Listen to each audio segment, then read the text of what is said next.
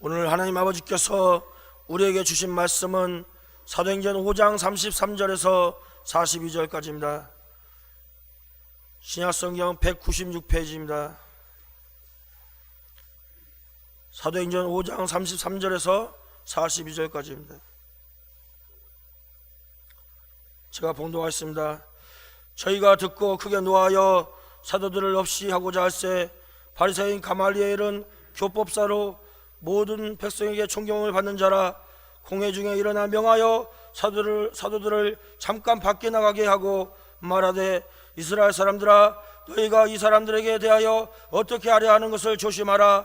이전에 드다가 일어나 스스로 자랑하며 사람이 약 400이나 따르더니 그가 죽임을 당하며 쫓던 사람이 다 흩어져 없어졌고, 그 후 호적할 때 갈릴리 유다가 일어나 백성을 꿰어 쫓게 하다가 그도 망한즉 쫓던 사람이 다 흩어졌느니라. 이제 내가 너희에게 말하노니 이 사람들을 상관 말고 버리더라. 이 사상과 이 소행이 사람에게로서 났으면 무너질 것이요, 만일 하나님께로서 났으면 너희가 저희를 무너뜨릴 수 없겠고 도리어 하나님을 대적할 자가 될까 하노라 하니, 저희가 옳게 여겨 사도들을 불러 들여 채찍질하며 예수의 이름을 말하는 것을 금하고 놓으니, 사도들을 그 이름을 위하여 능욕받는 일에 합당한 자로 여기심을 기뻐하면서 공회 앞을 떠나니라. 저희가 날마다 성전에 있든지 집에 있든지 예수 그리스도가 가르치기와 전도하기를 쉬지 아니하니라. 아멘. 자, 우리가 인생을 살아가는 데 있어서 한순간의 판단 얼마나 중요한지 모릅니다. 그런 광고도 있는 것 같은 순간의 판단이 평생을 좌우한다고. 그 한순간 판단을 올바르게 함으로 말미암아 우리 인생이 성공으로 나아갈 수가 있고 영광스러운 삶이 될 수도 있지만, 때로는 한순간의 판단이 잘못되어 가지고 일생을 두고 후회를 해도 돌이킬 수 없는 잘못이 될 수도 있다는 것입니다. 때로는 이럴 때가 있죠. 그 바둑이나 장기를 두면은 순간 실수를 해가지고 물리는 때가 있잖아요. 한 번만 물려줘 해가지고 물려가지고 다시 놓을 때도 있어요. 근데 우리 인생은요, 한 번 판단이 잘못되면은 그것을 다시 물릴 수가 없습니다. 물리는 게 안 된다는 거죠. 한 번 지나가 버린 거 다시 되돌이킬 수가 없고, 달리 그것을 어떻게 해볼 방법이 없을 때가 있습니다. 영원히 우리 인생의 오점으로 남을 수도 있고 우리가 망하는 길로 달려가는 것이 될 수도 있다는 것입니다. 그러니까 우리의 판단이 얼마나 중요한 것이냐. 그래서 우리의 판단은 정확해야 합니다. 경솔한 판단이 있어서는 안 된다는 것입니다. 그런데 그 판단에 있어서 사람마다 그 기준이 있습니다. 어떤 기준에 의하여 판단을 하느냐에 따라서 그 판단이 사람마다 달라질 수 있다는 것입니다. 오늘 여기 본문에서 하나의 사건이 있습니다. 그것은 지금 사도들이 열심히 복음을 전하고 있습니다. 그들이 모두 다 성령으로 충만해져 가지고 많은 기사와 표적이 나타나고 또 열심히 담대하게 복음을 전하고 있는데, 이것을 시기하고 못마땅히 여기는 사람들이 많이 있었습니다. 지금 예루살렘 교회가 얼마나 부흥이 되는 거 아니? 안진뱅이가 일어난 사건을 통해서만 하나님께로 돌아온 사람들이 남자만 5,000명, 여자와 아이까지 하면 더 많겠지요? 그래서 이렇게 하다가는 도저히 안 되겠구나. 대제사장들, 바리새인들, 또 사도계파 사람들, 성전 맡은 사람들, 이런 사람들이 마음에 시기가 가득해 가지고 사도들을 감옥에 잡아 가두었습니다. 그런데요, 감옥에 가두었는데 천사가 나타나서 사도들을 다 감옥 밖으로 끌어냈습니다. 그래가지고 나와서 성전에 가가지고 아침 일찍부터 열심히 복음을 전하고 말씀을 가르치고 있었는데 감옥에서는 난리가 났습니다. 이거 어떻게 된 일인가 이거. 감옥의 문은 꽁꽁 닫혀져 있었는데, 잠가져 있었는데 감옥 안에 있는 사람들이 온데간데 없이 연기처럼 사라져 버렸으니 이거 어찌된 일이겠습니까? 큰일 났습니다. 이거 간수들이 큰일 났습니다. 그리고 그들을 데려와라. 사내들인 공회에서 명령을 내렸습니다. 그들을 잡아와라. 근데 감옥 안에 없으니, 그래가지고 사방의 수소문에서 찾아보니까 아침 일찍부터 성전에 가서 하나님의 말씀을 가르치고 있었던 것입니다. 정말 부지런하기도 하죠. 아침 일찍부터 그 정도로 그들은 열심히 있었다는 것입니다. 배우는 사람도 물론 열심히 있었죠. 아침 일찍부터 성전에 가가지고 말씀을 배우고 있었으니 그야말로 부지런하기도 한 거죠. 우리가요, 우리 한국은 보통 11시에 예배를 드리지 않습니까? 11시에, 또 일부 예배는 9시에 드리고. 근데요, 9시에 드리는 일부 예배도 사실은 빠른 게 아닙니다. 이런 게 아니에요. 그거 나오느라고, 시간 맞춰서 나오느라고 막 헐레벌떡 하기야. 11시 예배 또 제 시간에 못 나온 사람은 어떻게 말할 말할 것도 없지요. 뭐 어떻게 11시 예배도 시간을 맞춰서 못 나온다고 하는 것은 이건 뭐 어떻게 말로서 설명이 안 되는 거지요. 근데 베트남이나 호주나 뭐 중국이나 그런 데 가보면요, 전부 아침 8시에 예배를 드립니다. 주일 낮 예배가요, 아침 8시에 예배를 드려요. 굉장히 빠르죠. 근데요, 그 사람들은 그걸 빠르다고 생각을 하지 않습니다. 그냥 보통이에요. 그냥 아침 8시에 주일 낮 예배를 드려요. 그러니까 우리가요, 거룩 찬송을 하지 않습니까? 이른 아침 우리 주를 찬송합니다. 이게요, 우리들은 좀 안 어울려요. 11시에 예배 드리면서 뭐가 이른 아침이요? 지금 해가 둥 떴는데 이른 아침 우리 주를 찬송합니다. 이 찬송이 사실은 우리 대한민국 사람들은 안 맞는 거예요. 뭐가 이른 아침이요? 저기 중국이나 베트남이나 이런 동남아 여러, 또 호주 이런데 전부 다 아침 8시에 이 사람들이 맞는 겁니다. 사실은 8시에 예배 드리는 사람들이 이른 아침 우리 주를 찬송합니다. 이게 맞는 거예요. 사실 베트남에 갔더니요, 그 어린이집이나 유치원들이 전부 7시 반쯤에서 우리들은 그 아침에 그 쌀국수 사 먹으러 가거든요. 신학교 강의하러 가면은. 근데요, 7시 반에 벌써 어린이집 유치원들 다 시작했어요.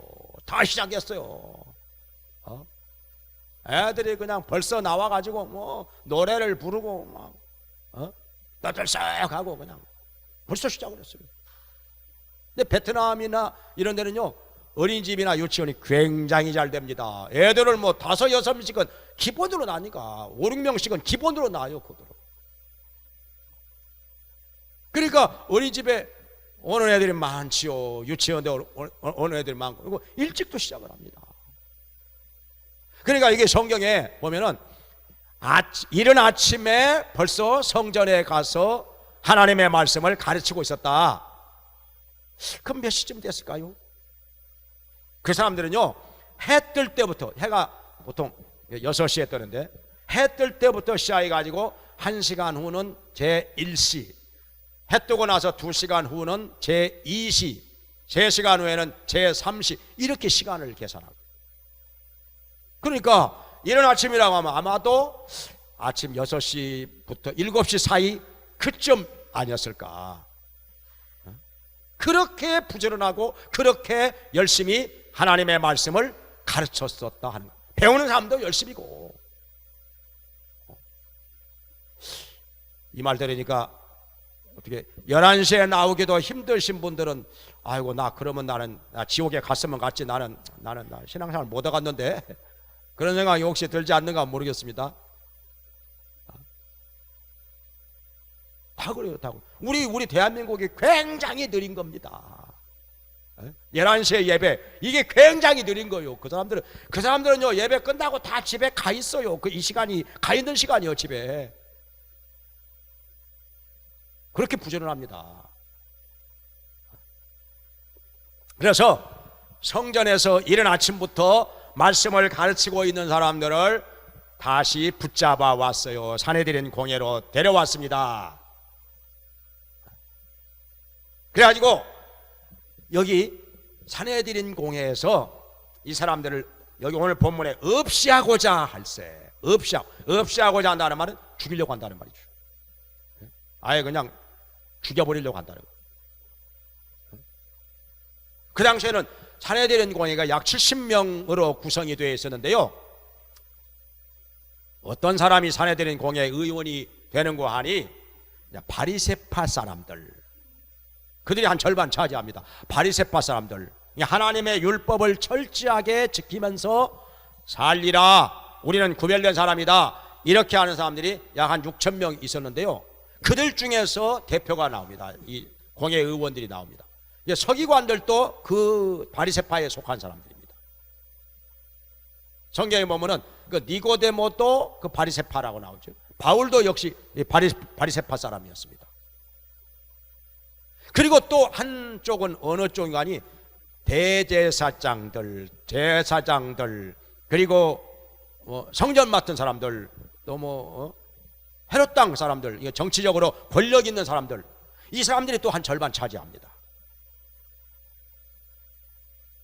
근데 이 사람들이 이스라엘에서는 최고의 의결기관인데, 이 사람들이요 사람을요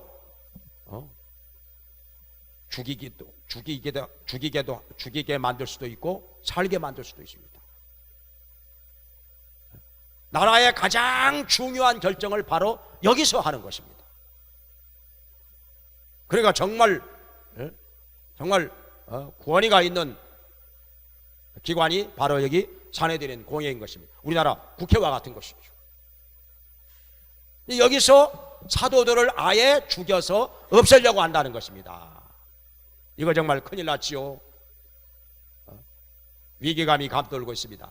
바로 이때 한 사람이 나서서 말을 합니다. 그가 누군가 하니 오늘 여기 본문의 주인공 바리새인 교법사 가말리엘입니다.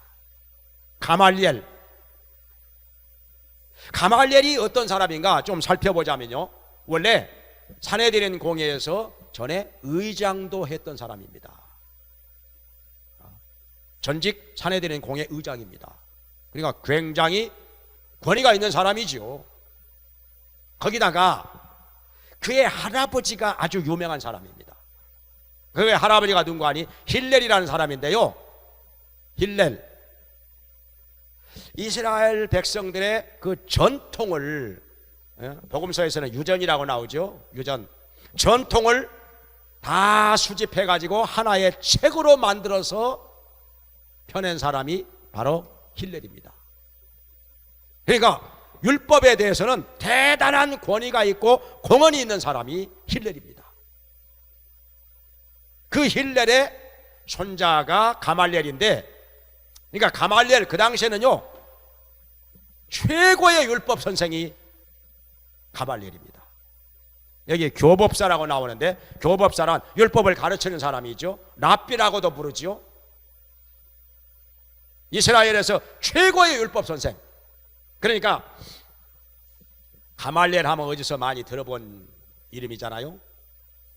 바울이 바로 여기 이 사람 가말리엘 문화에서 율법을 공부했던 사람입니다. 대단한 자부심이 있는 거지요. 최고의 율법 선생이니까. 그러니까 가말리엘 문화에서 내가 율법을 배웠어 그러면은 더 이상 그 사람 앞에서는 율법 가지고 왈가왈부하면 안 됩니다. 그건 무식한 거예요. 그건. 예? 가말리엘 밑에서 율법을 배웠다는데 그 사람하고 뭐 율법 가지고 따져? 그건 뭘 몰라도 한참 모르는 사람이에요. 뭘 좀 아는 사람이라면 가말리엘 문화에서 율법을 배웠다고 하면 아 그렇습니까? 아 그래요 하고 그냥 끝내야 되는 거예요. 끝내야 되는 거예요. 그냥 이길 수가 없어.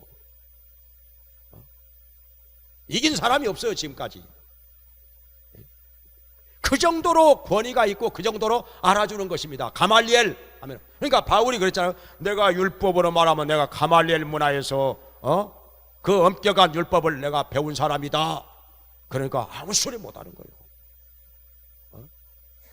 이 말 한마디에 아무 소리 못하는 거예요. 감히 어디다 대고 따져.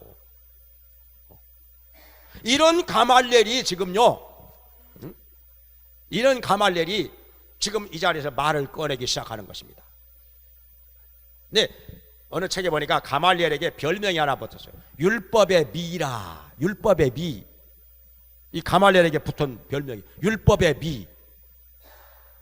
그러니까 율법 하면 가말리엘이고 가말리엘 하면 율법이 생각날 정도로 이런 사람입니다. 이 가말리엘이 이 자리에서 지금 말을 꺼내어서 시작을 하는데 뭐라고 합니까? 이 사람들에게 어떻게 할 것인지 조심해야 한다. 그러니까 경솔하게 하지 말라는 거예요. 신중하게 하라는 것입니다. 왜냐하면 전에 드다라는 사람이 일어나가지고 폭동을 일으켰는데 그를 따르는 사람이 약 400여 명 되었다. 그런데 그 사람이 죽었어. 그리고 따르던 사람들은 다 흩어져 버렸어. 지금은 없다. 다 무너지고 흩어지고 없다 하는 것입니다. 그리고 그 뒤로 또 갈릴리 유다가 또 일어나가지고 자칭 뭐 구세주라고 하고 뭐 나라를 뭐 구원한다고 그러고 그래가지고 많은 사람들이 따랐는데 그 사람도 역시 죽었다. 그리고 따르던 사람들도 다 흩어져 버리고 없다.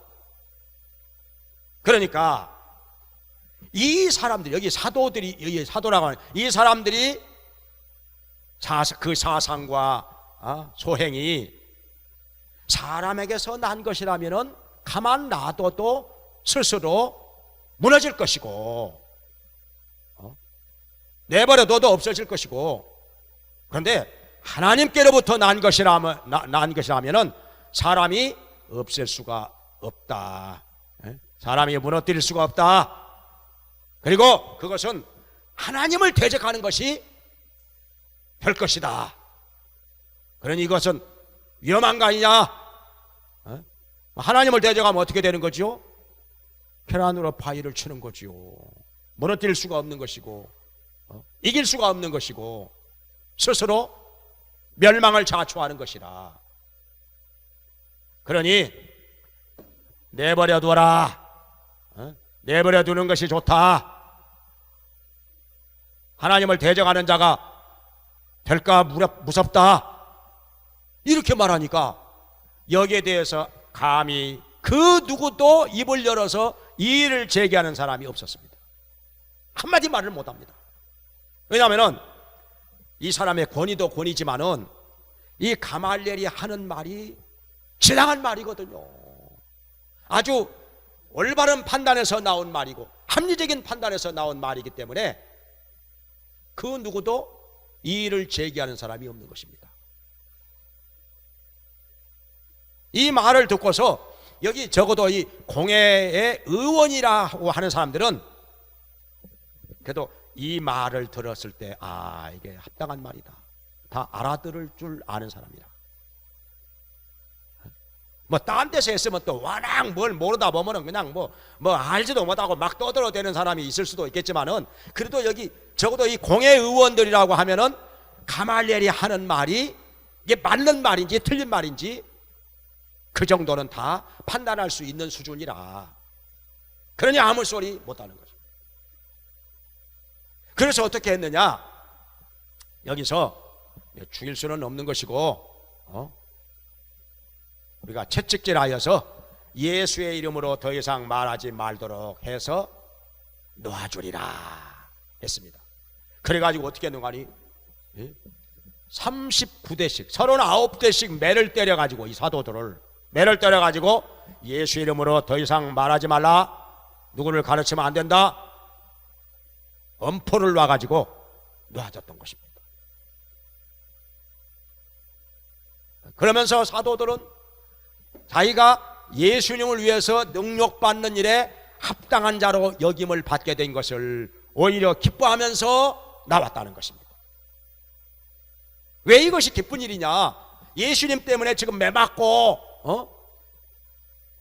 지금 온몸이 상처투성이가 돼가지고 겨우 나왔는데 이것이 왜 이렇게 기쁜 것이냐, 예수님 때문에 능력받는 자가 된 것 자체가 영광스러운 일이고 그게 귀한 일이라 하는 것입니다. 그게 상받을 일이라 하는 것입니다.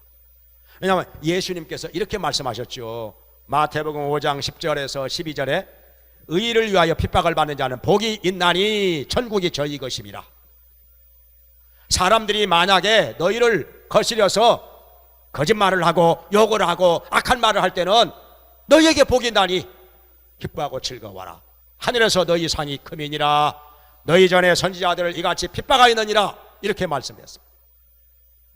그러니까 예수님을 위해서, 복음을 위해서 우리가 능욕을 당하고 핍박을 당하고 매를 맞고 욕을 먹으면 하늘의 상이 크다는 것입니다. 하늘의 상은 영원한 상인지라 이 땅에서 받는 상도 받으면야 좋지만은 비교가 안 되는 거죠. 유리구슬하고 다이아몬드하고 아마 그런 정도 차이라고 할까요? 하늘의 상은 영원한 것입니다. 이 땅에서 받는 상은 언젠가는 없어질 것이고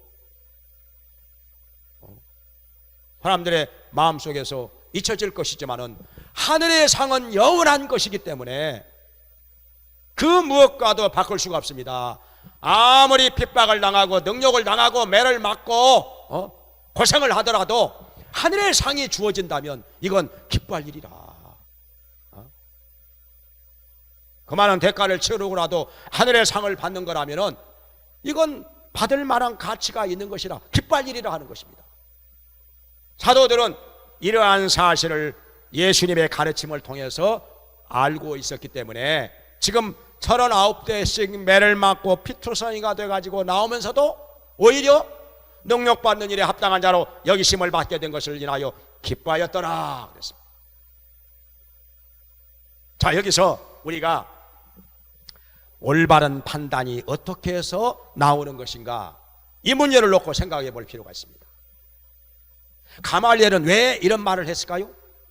그것은 경험에서 나온 것입니다. 죽일 수도 있는 기회가 2차례나 있었는데 죽이지 않았습니다. 부하 장수가 죽이겠다고 하는데도 말렸습니다. 못 죽이게 했습니다. 왜냐하면 하나님께서 기름 부어 세우신 종이기 때문에 사람이 손대면 안 된다. 사람이 손대면 안 된다. 하나님께 맡겨야 된다. 하나님의 종은 하나님께서 알아서 하실 테니까. 사람이 하나님의 종을 죽이면 그건 하나님의 일을 회방하는 것이기 때문에 안 된다. 이건 다윗의 부하 중에 아비새라는 장수가 있습니다. 얼마나 창을 잘 쏘고 힘이 센 사람인 거 아니, 창 한 자루 가지고 혼자서 적을 300명을 물리친 사람입니다. 1대 300으로 했는데 이 한 사람을 300명이 못 당하고 다 죽었고 다 도망갔습니다. 아비새가 그런 사람입니다. 삼국지에 나오는 조자룡 못지 않는 사람이죠. 창술의 달인 이 아비새가 사울왕을 제가 창으로 땅에다가 확 박아버리겠습니다. 두 번 찌를 것도 없습니다. 근데 다윗이 그거 막았어요. 안 된다.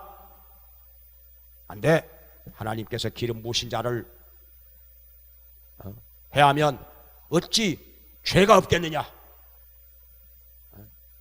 그러니까 다윗은 하나님께서 기름 부어 세우신 종은 사람이 절대 건드리면 안 된다 이거예요. 사람이 해하면 안 된다. 하나님께 맡겨야 된다.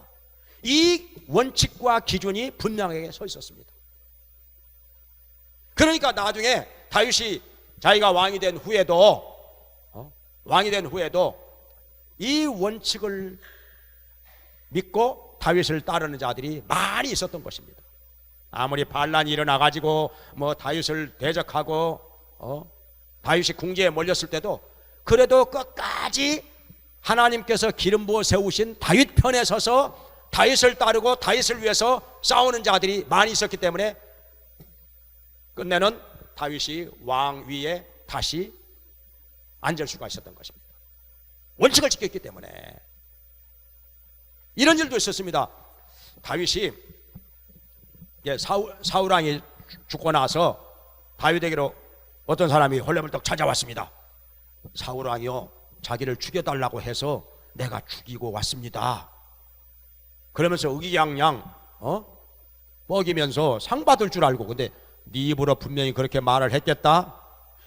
너는 오늘 죽으리라 해가지고 그날 죽였습니다. 거짓말로 했지만은 자기 입으로 하나님께서 기름 부으신 자를 죽였다고 말했기 때문에 너는 오늘날 죽으리라. 그 자리에서 죽었습니다. 다윗은 이렇게 철저하게 원칙을 지킨 사람입니다. 판단의 기준이 분명하게 서 있었습니다. 또 한 가지 이런 일도 있었습니다. 다윗이 왕이 되고 나서 나라가 통일이 되고 안정이 되었습니다. 제일 먼저 한 일이 뭐냐? 하나님의 궤를 예루살렘으로 옮기는 일입니다. 왜냐하면 하나님의 궤, 이 법궤가 있어야 그 앞에서 온 백성을 위한 속죄의 제사를 대제사장이 드릴 수가 있었기 때문입니다. 그래야 그게 인정이 됩니다.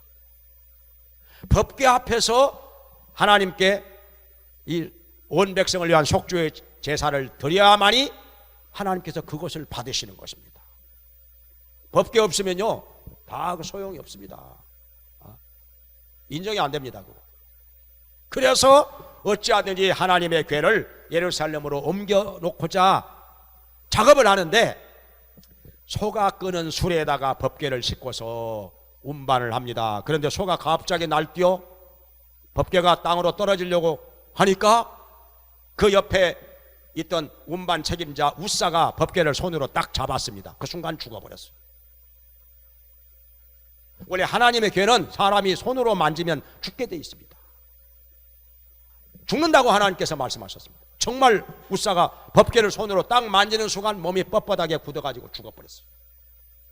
얼마나 무섭습니까? 그래서 법궤 옮기는 일을 중단하고 이게 블레셋 사람 오벳 에돔의 집에다가 석 달 동안 보관을 해놨는데 하나님께서 그 집에 석 달 동안 복을 내리시는 거예요. 복을 내리시는지라 이거 뭔가 이상하다. 문제는 하나님의 궤가 문제가 아니라는 거예요. 하나님의 궤 자체가 저주와 재앙을 불러오는 것인 줄 알았는데 그게 아니라는 거예요. 오베데돔 집에 있으니까 그 집에 하나님께서 복을 내리시는 거, 그게 나타나는 것입니다.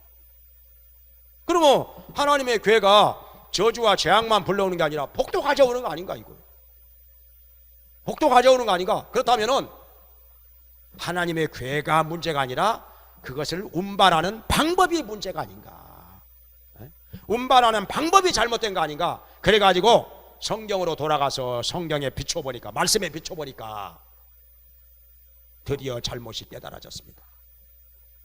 궤는 그렇게 수레에다가 옮기는 게 아니라 레위인들이 채에다 꿰어서 어깨에다가 메어가지고 운반하도록 되어 있습니다. 성경에 그렇게 되어 있습니다. 아, 우리가 잘못했구나. 잘못했구나. 수레에다가, 소가 끄는 수레에다가 실어서 운반하는 것은 그것은 블레셋 사람들이 하는 방법이었습니다.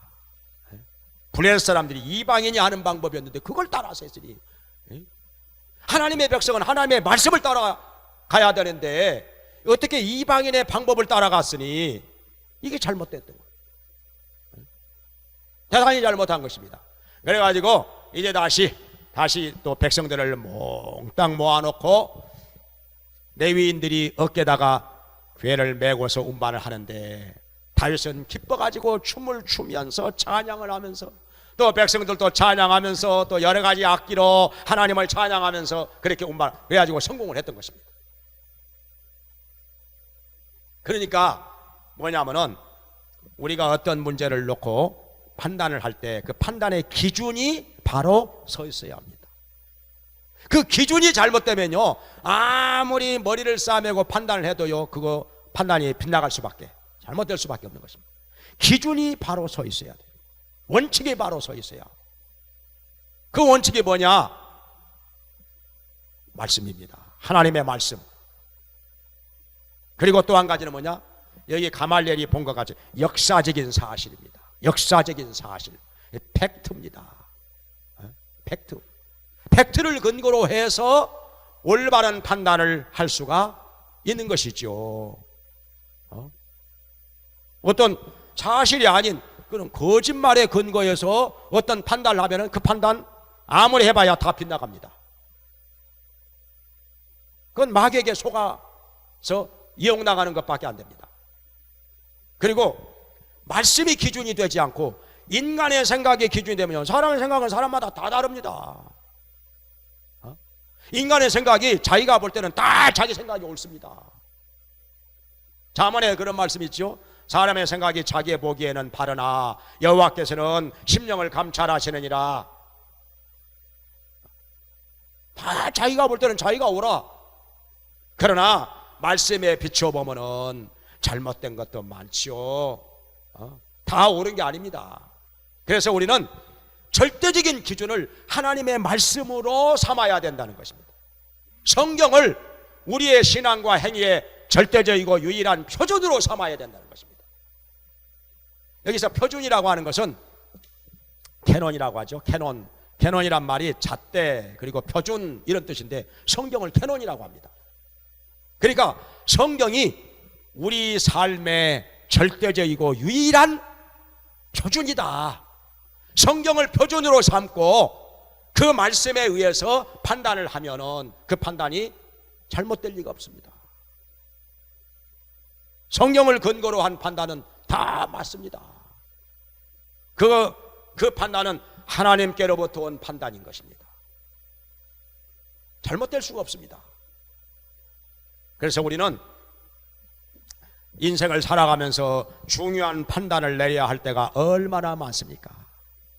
그 판단 한번 잘못해 가지고 두고두고 후회를 해도 돌이킬 수 없는 불행한 일들이 벌어지는 경우 얼마든지 있습니다. 사람마다 지어버릴 수도 없습니다.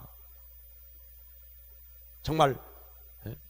그러니 우리가 어떤 경솔하게 함부로 판단을 할 것이 아니라 신중하게 판단을 하고 그러면서도 그 판단의 기준이 명확하게 서 있어야 합니다.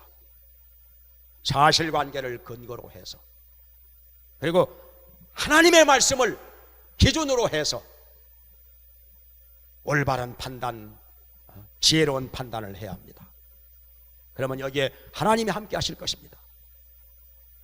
여기 지금 사도들이 매를 맞고 나와가지고 기뻐하면서 그 다음에 어떻게 하느냐, 이게 42절에 보면은 그들이 날마다 성전에 있을 때나 집에 있을 때나 예수는 그리스도라고 가르치기와 전도하기를 쉬지 아니하더라.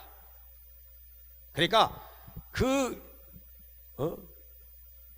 무시무시한 사내대림공회에서 예수 이름으로 말하지 말라고 그렇게 말을 듣고 몇 가지 맞고 나왔지만은 그러나 그들은 이렇게 생각을 합니다. 사람의 말을 들을 것인가 하나님의 말씀을 들을 것인가. 대제사장 앞에서도 베드로와 요한이 말을 했습니다. 생각을 해보라. 우리가 하나님 앞에서 너희 말 듣는 것이 옳은가 하나님의 말씀을 듣는 것이 옳은가 판단하라. 여기 사도행전 5장 29절에서 말씀하고 있습니다. 사도행전 4장에서도 그들은 분명히 말했습니다. 우리가 하나님의 말씀을 듣는 것이 옳으냐, 너희 말 듣는 것이 옳으냐, 그거 판단해 봐라. 그러니까 더 이상 말을 못합니다. 이 사람들 봐라, 학문 없는 범인인 줄 알았더니 기탄 없이 말을 하네. 물고기나 잡던 어부 출신들이 말이요, 어디서 이런 것을 다 배워가지고 아이고 말로는 못 당하겠네, 이렇게 된 것입니다. 왜냐하면 그들의 말이 하나님의 말씀에서 나온 것이기 때문에 사람이 당할 수가 없는 것입니다. 하나님의 말씀을 어떻게 대적합니까? 어떻게 이길 수가 있겠습니까? 당할 수가 없는 것이죠. 그래서 여기 사도들도 기준이 분명하게 서 있었습니다.